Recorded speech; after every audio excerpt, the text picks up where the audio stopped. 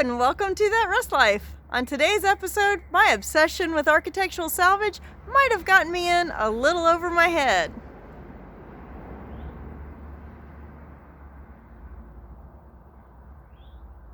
That's right, I bought a 100-year-old building. Any sane person out there watching this right now might be asking, why would you buy a dilapidated building? And well, that's a fair question. And the short answer is, it was cheap. The company that had owned the building was using it for storage, and when thieves broke in and stole the wiring off the elevator, that pretty much made all but the first floor useless to them. And since the county has it appraised at zero value, there's no hiding the fact that this is more of an eyesore to the community than anything that is worth anything. I, on the other hand, still see beauty in the old place, and I love the history. So I guess I'm just the huckleberry they were looking for, because now Anthony and I own it. So let me introduce you to the Larabee Mill. It was built in 1908, and I really feel like it deserves to be rescued.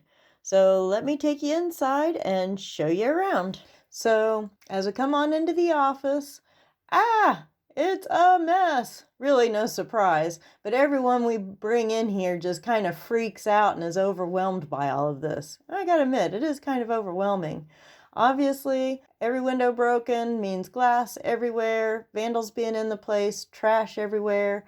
The roof has leaked for years, so you've got some mold, you've got some water damage, wood is rotted.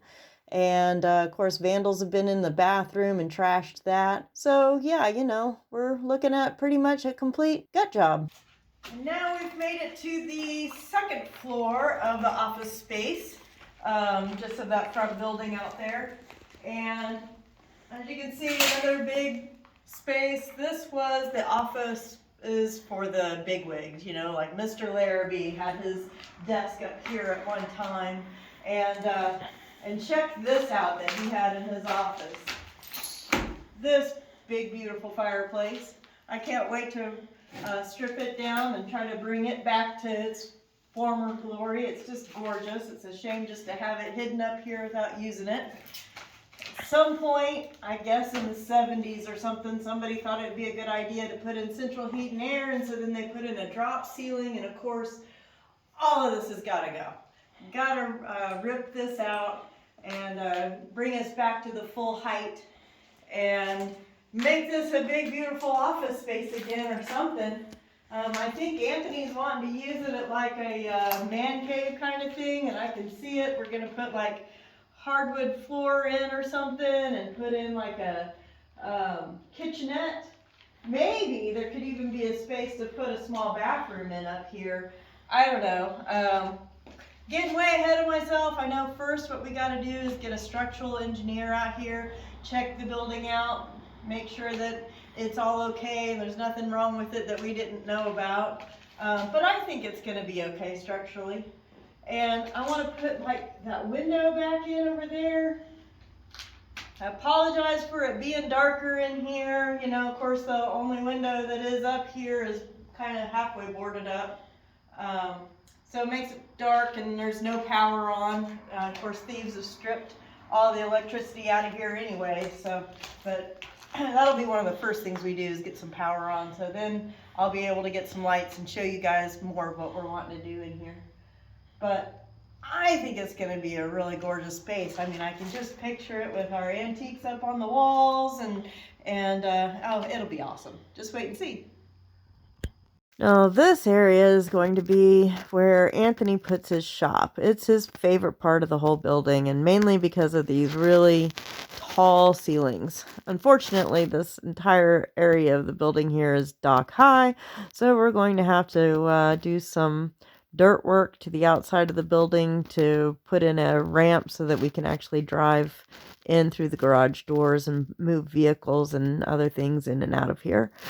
But there's plenty of room to put some vehicle lifts in, to put in our plasma table, to put in our workbench and racking for all of our metal and tube. And it's really so much bigger. It's probably about 3 times the size of our metalworking shop is right now. So it's going to fit our needs for our growing business and have a lot more character that matches our personality and our businesses better. So, and bring in that vintage, antique, historic vibe that we really appreciate. And here's just a quick glance at one of the upper floors. This is the 5th floor, but this gives you an idea. Lots of beautiful natural light coming in from all those windows. Still lots of trash and lots of repairs needing to be made. Here is a quick look at that elevator that doesn't work. That's going to be an expensive repair, so I don't see us cutting to that anytime soon. So right now, that's just a really big, scary hole in the floor. And that means that we probably won't be using any of these upper floors for anything anytime soon. Maybe a little bit of storage like what the previous owner was doing, but I doubt that.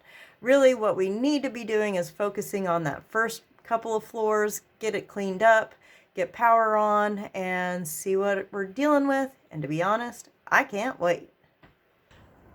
Good morning. Here early on a Saturday morning.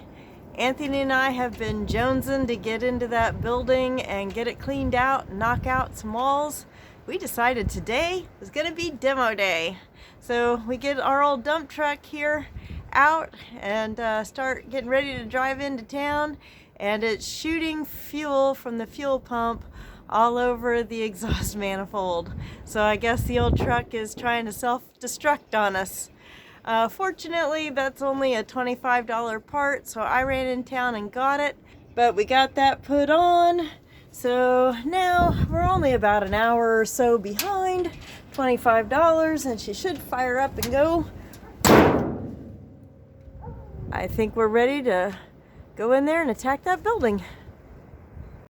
Right off the bat, we knew we had to get rid of this old counter. Water had leaked on it, and it had gotten really damaged. It was warped, it was rotted, it was moldy. It's just not in good shape at all. And somebody at somewhere along the line had put that paneling on it. Anyway, it just needed to come out of there. So right off the bat, we did that. We cleaned up the glass from the broken windows. Just really wanted to open up the space and see what it is that we're working with. So I'll let you watch our time-lapse video and see us get some work done.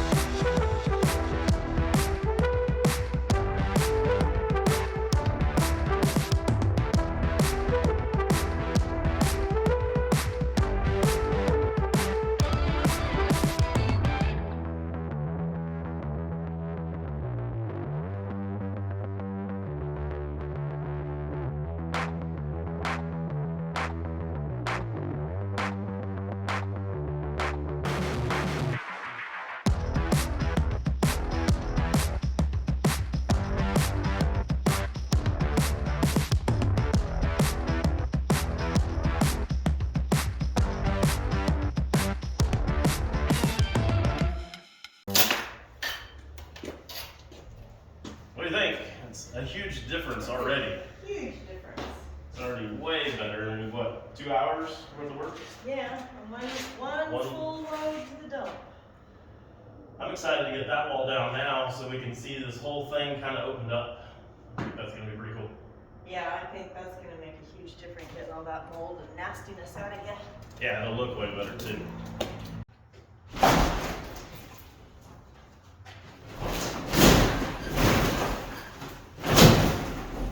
Even!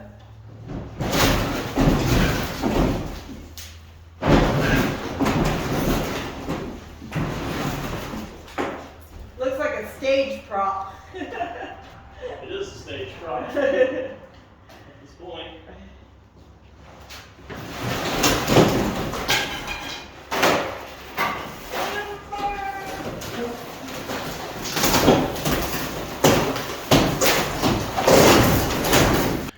There's a bat flying around in here. Julie's on the hunt for a bat. Where'd he go? He's right there. Can't get him to shoo out. Well, not in daylight. He's fine. He's fine? He can stay here for a little bit. He's not hurting anything. Okay. I just feel bad that we disturbed him. Trying to get over there. Where's he at? Right there, a little. Sure enough. Let me zoom in. He's so cute.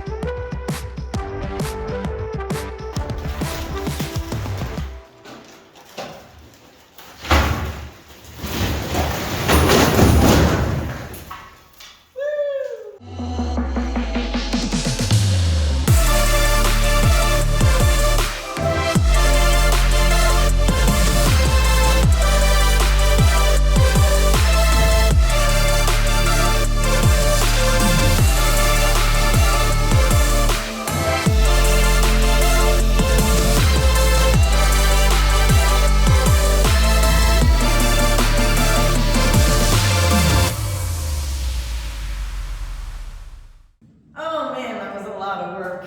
The time lapse makes it look easy, right?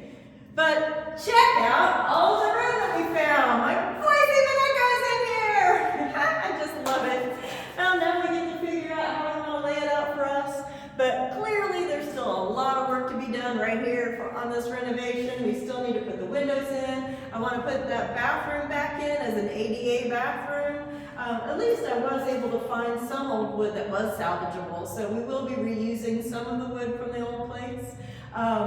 When we were dragging out the furnace, it occurred to us they didn't have furnaces in 1908, and these registers on the floor are not original, so that means this whole floor was repoured at some time, and that meant that that counter that we hammered out and drug out of here was not the original counter to the place. So that made me feel a little bit better about destroying that. Now that it's all emptied out, I can show you the safe room down there with the vault on it.